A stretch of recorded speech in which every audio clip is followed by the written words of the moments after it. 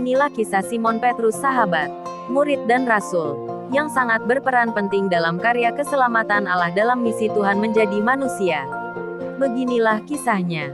Salah satu dari 12 murid Yesus dan paus pertama dalam gereja Katolik.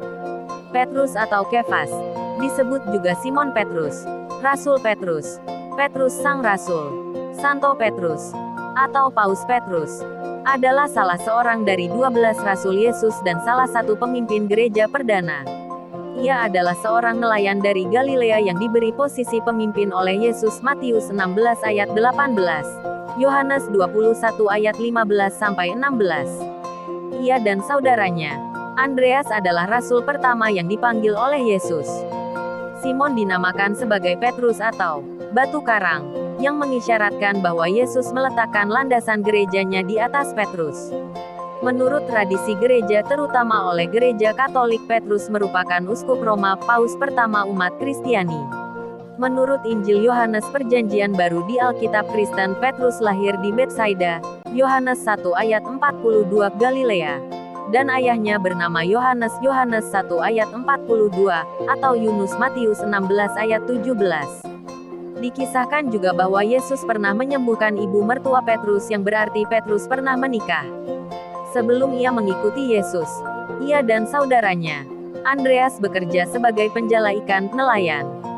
Dalam Injil Matius dan Markus diceritakan bahwa Petrus sedang mencari ikan di Danau Genesaret ketika Yesus menghampiri mereka dan berkata, "Mari, ikutlah aku, dan kamu akan kujadikan penjala manusia." Matius 4 ayat 19. Dalam Injil Lukas diceritakan bahwa Yesus naik ke perahu Petrus untuk mengajar orang banyak di tepi Danau Genesaret. Kemudian ia menunjuk Petrus untuk menebarkan jalannya karena ia tahu bahwa Petrus semalaman tidak mendapatkan ikan. Petrus mematuhi petunjuk Yesus dan ia serta nelayan lainnya mendapat ikan dalam jumlah besar. Dengan mujizat tersebut Petrus menjadi percaya kepada Yesus bersama-sama dengan Yakobus dan Yohanes. Andreas tidak disebutkan dalam kisah ini. Dalam Injil Yohanes diceritakan bahwa Andreas adalah salah satu murid Yohanes Pembaptis yang pergi untuk mengikut Yesus. Ia lalu memanggil saudaranya, Simon, dan menceritakan bahwa ia telah menemukan Mesias. Andreas lalu membawa Petrus kepada Yesus dan Yesus menamakan Simon. Yesus memandang dia dan berkata, "Engkau Simon, anak Yohanes. Engkau akan dinamakan Kefas, artinya Petrus." Yohanes 1 ayat 42. Yesus menamai Simon sebagai Petrus atau batu karang, yang mengisyaratkan bahwa Yesus meletakkan landasan gerejanya di atas Petrus. Matius 16 ayat 18. Beberapa kisah Alkitab dan Petrus berperan di dalamnya, yaitu 1. Pembasuhan kaki. Dalam Injil Yohanes diceritakan bahwa ketika Petrus menolak kakinya dicuci oleh Yesus yang mencuci kaki murid-muridnya, karena ia merasa tidak layak, Yesus menjawabnya, "Jikalau aku tidak membasuh engkau, engkau tidak mendapat bagian dalam aku." Petrus lalu menjawab Yesus, "Tuhan, jangan hanya kakiku saja, tetapi juga tangan dan kepalaku." Yohanes 1 ayat 6-9.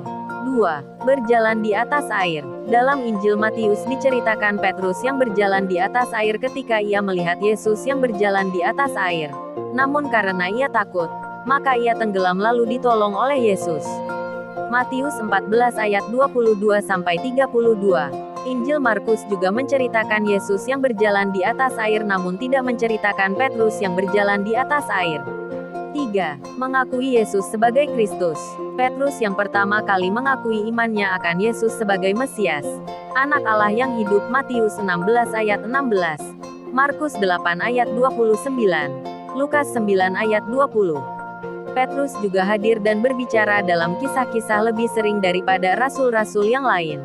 Misalnya dalam peristiwa transfigurasi Kristus, peristiwa Petrus menegur Yesus yang berkata bahwa ia akan disalibkan.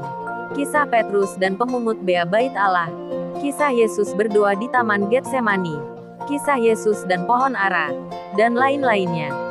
4. Penangkapan Yesus. Dalam Injil Yohanes diceritakan bahwa ketika Yesus akan ditangkap, Petrus menghunus pedangnya dan memotong telinga kanan hamba imam besar yang mencoba menangkap Yesus, yang bernama Malchus.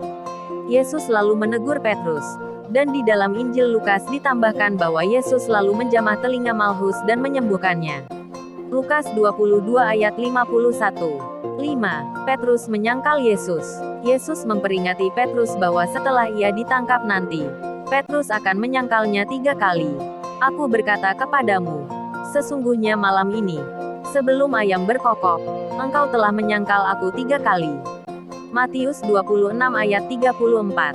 Sebelum dan sesudah Yesus mengatakan itu, Petrus masih bersikeras bahwa ia adalah murid yang paling setia. Dan kenyataannya apa uang Tuhan Yesus sampaikan itu benar-benar terjadi. 6. Setelah kenaikan Yesus, Petrus masih belum berkarya banyak pasca kenaikan Yesus ke surga. Petrus dan murid-murid yang lain masih tinggal di dalam kota Yerusalem, berkumpul untuk bertekun dan berdoa bersama dengan sekitar 120 orang. Sampai tiba hari Pentakosta, di mana Roh Kudus dicurahkan seperti lidah-lidah api. Setelah peristiwa itulah, Petrus memberikan khotbah yang akhirnya menyebabkan 3.000 orang memberi diri dibaptis. Petrus dan Yohanes menyembuhkan seorang lumpuh di gerbang bait Allah di Yerusalem yang menimbulkan kegaduhan besar. Keduanya ditangkap dan dihadapkan ke mahkamah agama, Sanhedrin, tetapi dilepaskan dan terus mengabarkan Injil Yesus Kristus.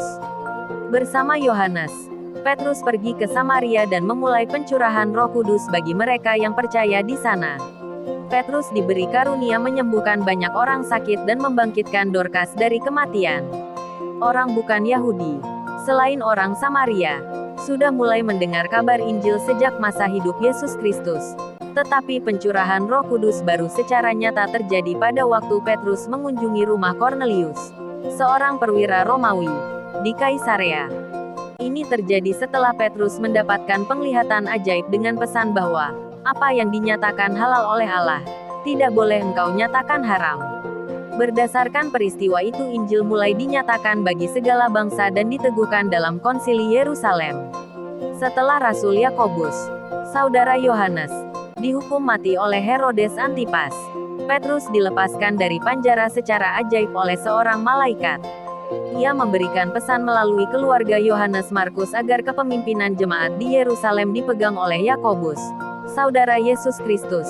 Kemudian ia meninggalkan Yerusalem dan pergi keluar Yudea. Petrus sempat menghadiri konsili Yerusalem, tetapi kemudian tidak tercatat lagi keberadaannya kecuali dalam surat pertamanya ia menyiratkan sedang berada di Babylon. Pada kisah di luar Alkitab, juga menceritakan tentang Petrus sebagai berikut. Karya Kepausan. Saat belum disebut bergelar paus, Petrus telah menjadi kepala konsili para rasul di Yerusalem pada tahun 50. Meskipun dalam konsili Yerusalem yang menjadi ketua adalah Yakobus, saudara sepupu Yesus Kristus. Menurut catatan tradisi gereja, di kemudian hari Petrus pergi dan tinggal di Roma. Roma kala itu adalah pusat seluruh kekaisaran Romawi. Di sana, Petrus mempertobatkan banyak orang. Menurut catatan Hieronymus, Petrus tiba di Roma pada tahun kedua Kaisar Claudius 42 Masehi, untuk menyingkirkan Simon Magus, serta menduduki jabatan kepausan di sana selama 25 tahun sampai meninggal pada tahun ke-14 Kaisar Nero.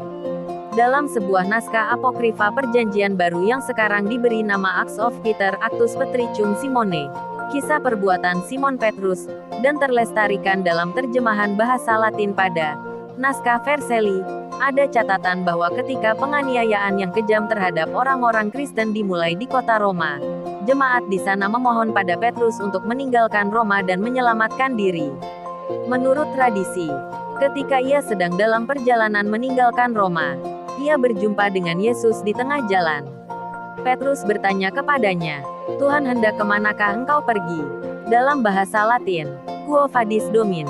Jawab Yesus, "Aku datang untuk disalibkan kedua kalinya." Kemudian Petrus berbalik dan kembali ke Roma. Ia mengerti bahwa penglihatannya berarti bahwa ia harus menderita dan wafat bagi Yesus. Dalam karyanya menceritakan, selain berkhotbah, Petrus juga menulis 2 surat yang sekarang tergolong surat-surat Am, yaitu surat 1 Petrus dan 2 Petrus yang termasuk dalam kanon Perjanjian Baru di Alkitab Kristen. Hieronymus mencatat bahwa surat kedua, karena berbeda gayanya dengan yang pertama, dianggap oleh sejumlah orang bukan karyanya. Selain itu Injil menurut Markus, yang adalah murid dan penerjemahnya, dianggap karya Petrus juga, karena ditulis berdasarkan perkataan lisan Petrus yang dicatat oleh Markus. Menurut tradisi, yang dicatat oleh Hieronymus Petrus wafat dengan cara disalibkan terbalik kepala di bawah, kaki di atas di Roma saat pemerintahan Nero setelah menolak disalibkan dengan kepala di atas karena ia merasa tidak layak untuk mati dalam posisi yang sama seperti Yesus. Lokasi penyaliban Santo Petrus diyakini di Bukit Vatikan. Letaknya kini berada di pusat lingkaran sebuah pacuan. Lokasi pacuan ini tepat berada di bawah mal mini bebas pajak miliki Vatikan. Kematian Petrus. Petrus dimakamkan di tempat yang kini persis di bawah altar utama Basilika Santo Petrus di Vatikan. Tradisi ini tercatat dalam Acts of Peter, naskah apokrif bahasa Yunani dari abad kedua, dan sebagai kisah tersendiri. Kematian Syahid Petrus, Martyrdom of Peter, termuat dalam 3 naskah bahasa Yunani. 1 naskah bahasa Koptik berbentuk fragmen, serta dalam versi bahasa-bahasa Suryani, Ethiopia, Arab, Armenia, dan Slavia.